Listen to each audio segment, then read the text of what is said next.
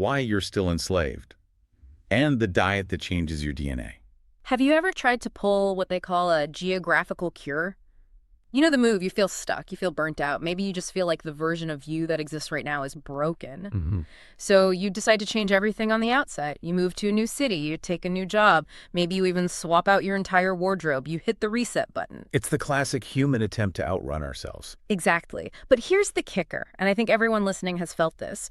About 2 weeks in, maybe a month, if you're lucky, the novelty wears off. Right. You wake up in that new apartment with that new view, and you realize you are dealing with the exact same internal struggles you had in the old place. The scenery changed, but you didn't. You're still... You. That is the wherever you go, there you are dilemma. And honestly, it sets up the open loop for our entire conversation today on this timely word. We are looking at a concept called constitution. And we're not talking about a legal document, right? No, not a piece of parchment in a museum. We're asking a much more invasive question. What are you actually made of? We have a really fascinating stack of content today that tackles this specific problem, the inability to escape yourself, through a very specific historical case study. We're looking at the children of Israel in the wilderness, specifically in Exodus chapters 16 and 17. And then we're jumping forward to a really intense counter scene in Mark chapter 6. It is the ultimate case study for this issue. If you look at the account in Exodus, you have a group of people who are technically legally free. The chains are off. They are physically out of Egypt. They've crossed the Red Sea. But internally, they are still completely enslaved. Let's try to put ourselves in that scene because the sensory details are so crucial here.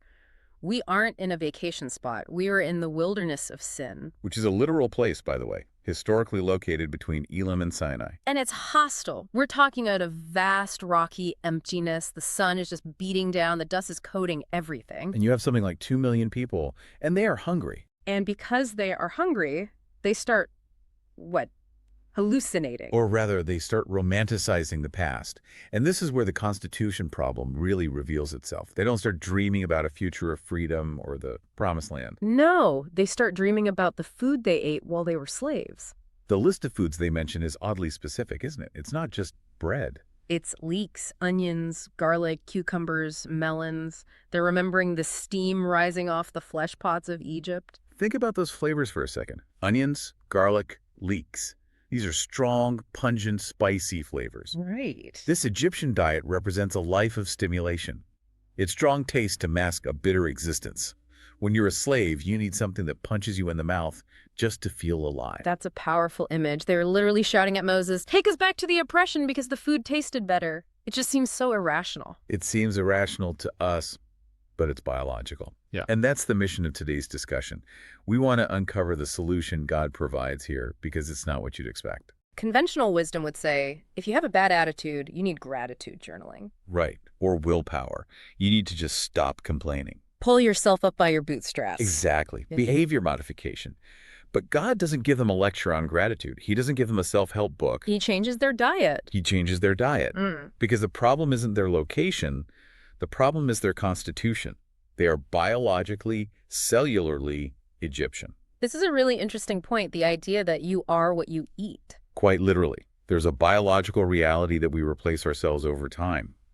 The concept here is that every fiber of their being was built on Egyptian food. So to change the people, God had to change the building blocks of their bodies. He had to, in a sense, rewire their DNA. Yeah. Let's bring this into the 21st century, because I don't think many of us are crying out for leeks and garlic specifically, but this Egyptian diet is a metaphor, right? What does it look like for us now? Well, in the context of our sources, the Egyptian diet is everything we consume to find satisfaction outside of God. And if we look at current trends, it's obvious. It's the entertainment, the sports, the 24-hour outrage news cycle. It's the dopamine loops of social media, the stuff we binge on to feel okay. A stimulation. It is. We consume it to numb out or to feel alive through anger or excitement. And there's a direct line between that diet and the behavior of the Israelites. Right, because what did they do when the pressure hit in the wilderness? They murmured. Murmuring is such a specific word. It's not just asking for help. It's this low-grade, constant background noise of complaining. It's a symptom of that Egyptian constitution. Yeah. When you are built on worldly stimulation, You have zero tolerance for wilderness situations. A little heat, a little thirst, a little delay. At the airport or in your career, and you crumble. You don't pray, you complain. You blame leadership, you blame the environment. So the conventional wisdom, willpower, grit is just doomed to fail here. It has to fail. You cannot legislate a change in appetite. You can pass a law that says, do not steal, but you can't pass a law that says, do not be hungry. As long as the fibers of your being are made of Egypt, you will crave Egypt. It's not a moral failure, it's a structural one. So if willpower is a dead end and we can't just think our way out of it, what's the alternative? God introduced a reconstitution plan. He did. He decides to starve out the old appetite by cutting off the old food source, and he replaces it with something completely alien to them. He gives them manna. Manna. We've all heard the word. It's usually used as a metaphor for lucky money or something just falling in your lap. But strictly looking at the text in Exodus 16, what is it? The etymology is actually pretty funny. The Hebrew phrase is manhu. It basically translates to, what is it? So the name of the food is literally, what is this stuff? Essentially, yes. Yeah. When they saw it on the ground, the small, round, white thing like frost, they had no category for it. So that's the first insight. This provision comes from heaven, not earth. It's a complete mystery. God's plan to get Egypt out of them was to put heaven into them. And this wasn't a weekend detox. This went on for 40 years. 40 years. That's a long time. But think about the biology again. If you change your diet for 40 years, eventually every single cell in your body has been replaced and rebuilt using only that new food source. God was effectively changing their constitution from Egyptian to heavenly. That's the idea. Now, the sources go pretty deep into the theology here. They aren't just looking at this as historical bread. They view manna as a picture of the triune God. It's a beautiful, complex picture. You have the Father as the sender, the source of the bread. Okay. You have the Son, Christ, as the manna itself. In John chapter 6, Jesus is very explicit about this. He says, I am the bread of life. He claims to be the reality of what that white flake represented, but there's a third element mentioned in the text that I think is easy to miss, the dew. The dew is critical. Exodus says that when the dew fell upon the camp in the night, the manna fell upon it. The manna never touched the dirt directly. It was cushioned by dew. And what does the dew represent in this framework? In biblical typology, dew signifies grace God reaching us in a refreshing, moist, daily way. It represents the Holy Spirit. So the picture is that you can't have the manna, Christ, without the dew, the Spirit. Exactly. It's not dry doctrinal study.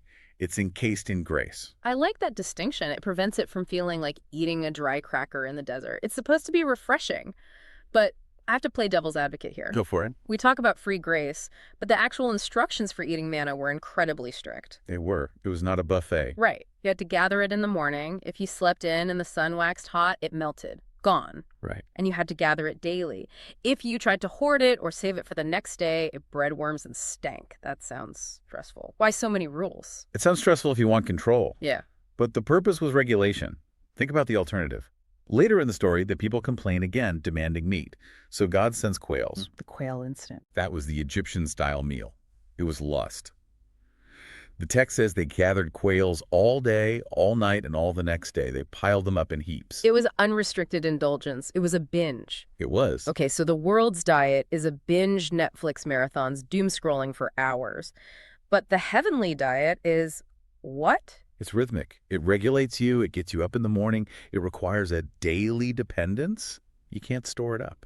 You can't say, I had a great spiritual experience in 1995, so I'm good. That manna has bred worms by now. It demands a fresh contact with God every single morning. That is a huge shift in perspective. We usually think of religion as a list of do's and don'ts. This is suggesting God regulates us not by law, but by our eating habits. Precisely. Change the eating habit and the life changes. But this brings us to a conflict. Because if this this Jesus is the solution, you'd expect people to be lining up for it. You would. But when we jump to the New Testament accounts, specifically Mark chapter 6, we see the complete opposite. We do. We leave the wilderness and jump to Nazareth. Jesus comes to his hometown. This should be a victory lap. Hometown hero returns. But the atmosphere is incredibly tense. They are offended by him. They are. They hear his wisdom, they see the power, but they can't get past the packaging. They start whispering, wait, isn't this the carpenter? Isn't this Mary's son? We know his brothers. They couldn't reconcile the manna with the man? That's a great way to put it. They knew him according to the flesh, They saw a common laborer, they saw the human shell, and missed the divine reality inside. It's the ultimate tragedy. The bread of life is standing right in front of them, offering to reconstitute them, and they reject it because he looks like a construction worker. And the sources contrast this rejection in Nazareth with something even darker happening nearby. We get this flash cut to King Herod. It's a brilliant juxtaposition in the text. You have the religious rejection in Nazareth, and then the political rejection with Herod. Herod executes John the Baptist. And the sensory details of that scene in Mark chapter 6 are brutal. It's a birthday banquet. We're back to the food theme again. We are. But look at the menu. It's full of lust, power plays, intoxication, dancing. It is the height of the Egyptian constitution. It represents consumption that leads to death. Literally, the death of the prophet. So you have the anti-Manna party at Herod's, and the skeptical rejection at Nazareth. Feels like a hopeless situation. Who is actually eating the bread? Well, despite the rejection and the hatred, the Lord isn't deterred. Immediately after this, he takes the disciples to a deserted place, another wilderness, essentially, and we get the feeding of the 5,000. Which is one of the most famous miracles, but I think we often miss the significance of the specific food involved. 5 loaves and 2 fish. Specifically, barley loaves. That detail matters. In biblical typology, barley is the first fruit of the harvest. It ripens before the wheat. And it represents the resurrected Christ. So even in the miracle, the menu is pointing to who he is. Yes. And look at the disciples' reaction. They look at the 5 barley loaves and say, this is nothing. This is peanuts compared to the crowd. And that's how we often feel about our own spiritual portion. I only have a little bit of Christ. I'm not a giant of the faith. I'm just a normal person with a tiny bit of bread. Exactly. But the lesson of the miracle is that in the hands of the resurrected one, that tiny barley portion is enough to feed a multitude. It's not about the quantity you possess. It's about the person you are touching. And there were leftovers. 12 baskets full. Always the surplus. Grace is never just enough. It's abundant.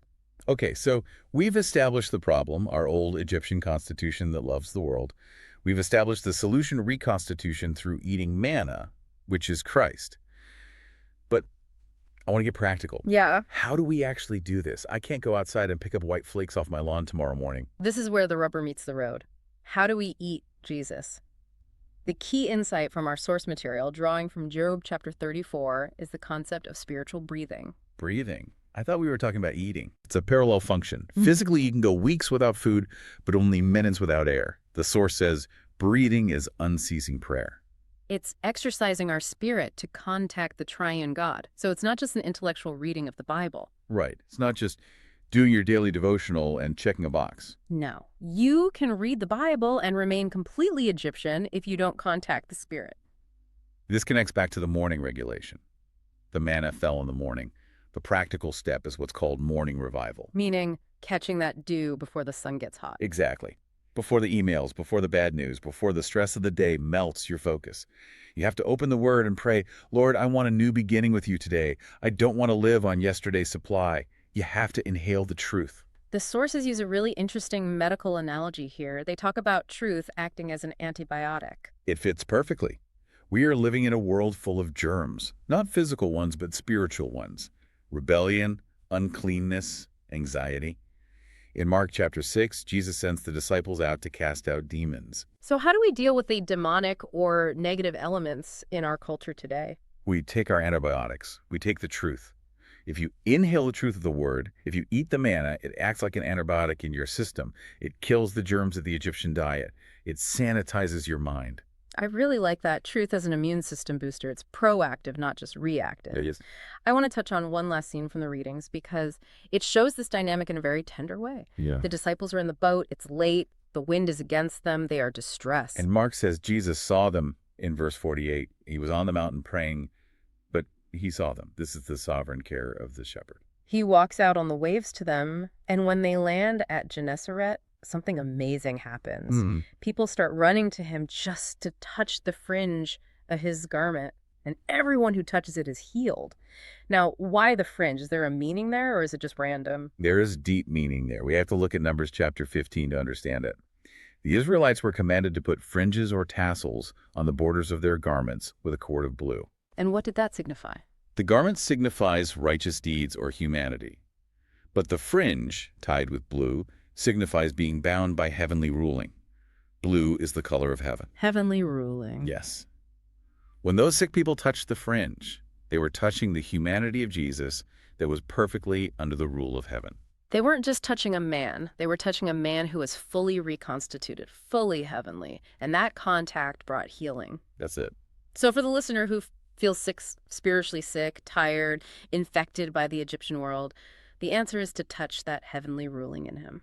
We submit to his ruling, we touch his humanity in the word, and the sickness begins to fade.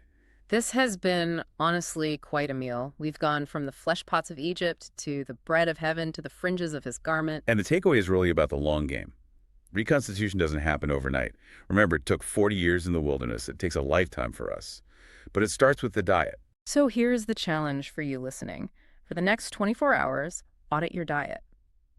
I'm not talking about carbs or sugar. I'm talking about what you are feeding your mind and spirit. Right. Are you gorging on the onions and garlic of the news, the anxiety, the social media scrolling?